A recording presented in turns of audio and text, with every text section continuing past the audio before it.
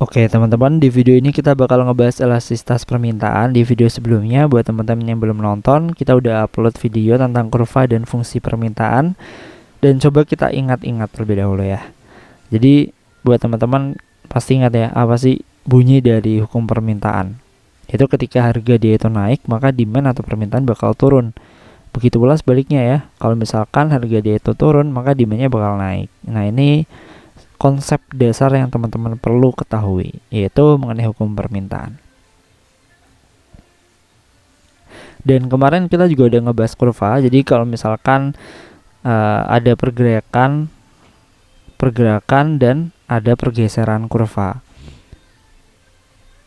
Nah, pergerakan kurva ini dipengaruhi oleh harga, dan selain harga itu masuknya nanti ke pergeseran. Jadi faktor-faktor lain selain harga itu nanti bakal masuk ke pergeseran kurva. Coba kalau misalkan kita gambar kurva permintaannya, di sini ada Q dan di sini ada P. Ini kurva demandnya, titik equilibriumnya ya. Dan di sini misalkan 10 untuk harganya 6. Misalkan harganya naik jadi 8. Maka demandnya menjadi 5. Jadi kan dia dipengaruhi oleh harga, maka dia akan bergerak di sepanjang kurva ini saja. Dia nggak bakal bergeser ke kanan maupun bergeser ke kiri. Dia nggak bakal ya. Nah, sedangkan untuk pergeseran kurva ini dipengaruhi oleh faktor-faktor lain selain harga. Misalkan dari segi pendapatan, ya kan? Kalau misalkan pendapatan atau revenue dari konsumen itu tinggi, maka demandnya terhadap barang maupun jasa juga bakal tinggi karena ada pendapatan yang berlebih gitu untuk membelanjakan satu barang maupun jasa. Ya, contoh lain misalkan barang substitusi. Misalkan harga suatu barang substitusi, misalkan di sini adalah tempe, ya, tempe sama tahu.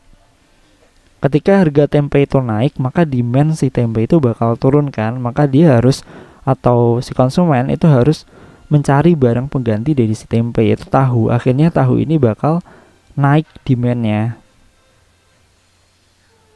demand si tahu bakal naik, dan ini berbanding lurus ya. Dan ada banyak banget faktor-faktor lain yang selain harga. Misalkan selera konsumen, kemudian jumlah penduduk. Jadi kalau misalkan semakin tinggi jumlah penduduknya, maka demandnya juga akan semakin tinggi. Dan lain sebagainya. Teman-teman nanti bisa langsung lihat video sebelum ini ya. Nah, kalau pergeseran kurva misalkan dipengaruhi oleh revenue atau pendapatan si konsumen. Jadi kan konsepnya kalau misalkan revenue-nya dia itu naik, maka demand-nya juga bakal naik kan. Maka di sini ada sumbu vertikalnya P dan sumbu horizontalnya Q. Dan ini misalkan demand 1 6 sama 8.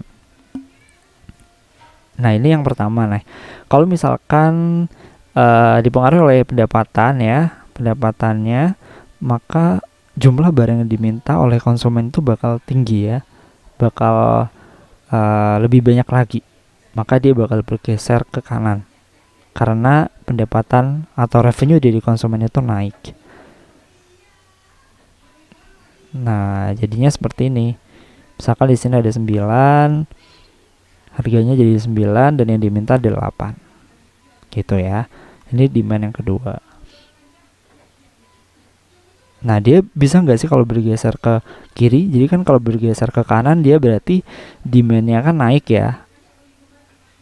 Demandnya naik, maka dia bergeser ke kiri. Kalau dia bergeser ke kanan, berarti demandnya turun.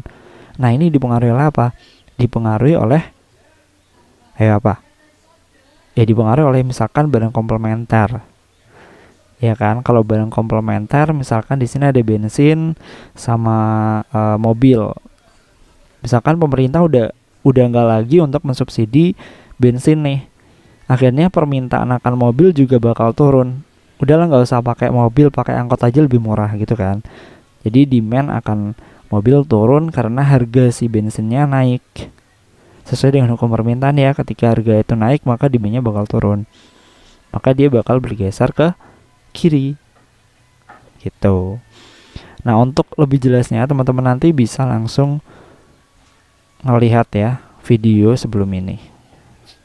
Nah, di video ini kita bakal fokus ke elastisitas permintaannya. Coba ini kita hapus dulu.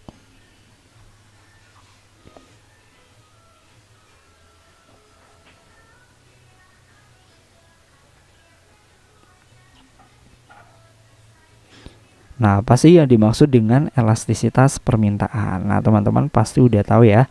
Jadi elastisitas permintaan adalah sebuah ukuran seberapa besar derajat kepekaan atau sensitivitas permintaan terhadap perubahan harga. Nah, kemudian juga ada nih tingkat elastisitas permintaan, di mana dapat dihitung dengan menghitung koefisien elastisitas. Nah, bagaimana cara menghitungnya? Nah, ini ada rumusnya.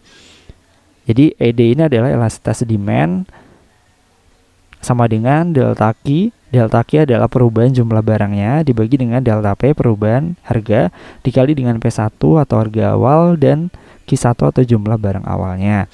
Atau bisa juga ditulis dengan ED sama dengan persentase dari perubahan permintaan dibagi dengan perubahan harga. Nah, perubahan permintaan itu biasa juga disebut dengan delta QD dibagi dengan persentase dari perubahan harganya atau delta P. Nah, coba kita lihat di jenis-jenis elastisitas permintaan itu ada apa aja. Jadi yang pertama itu ada elastisitas sempurna atau perfectly elastis dengan ED-nya tak terhingga. Untuk gambar kurvanya seperti ini. Kemudian yang kedua ada elastis. Nah, elastis itu ED-nya lebih dari 1 atau elastisitas demand-nya. Dan untuk gambar kurvanya seperti ini, teman-teman bisa langsung lihat sendiri ya di slide. Kemudian yang ketiga ada elastisitas uniter atau unitary elastis dengan ED sama dengan 1.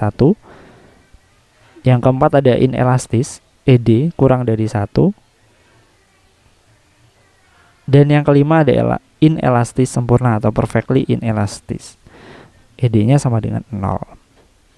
Jadi kalau elastis itu lebih dari 1, inelastis kurang dari 1, kalau uniter itu ya berarti sama dengan 1. Kalau elastis sempurna itu tak terhingga. Inelastis ED-nya sama dengan 0. Oke, selanjutnya faktor-faktor dari elastisitas permintaan. Jadi faktor-faktor apa aja yang mempengaruhi dari elastisitas permintaan? Jadi yang pertama ada ketersediaan barang substitusi. Nah, jika tersedia barang substitusi nih, maka permintaan dia itu akan elastis. Nah, tetapi kalau misalkan tidak tersedia, maka permintaannya akan inelastis. Ingat kalau inelastis itu tadi berapa? Ayo berapa?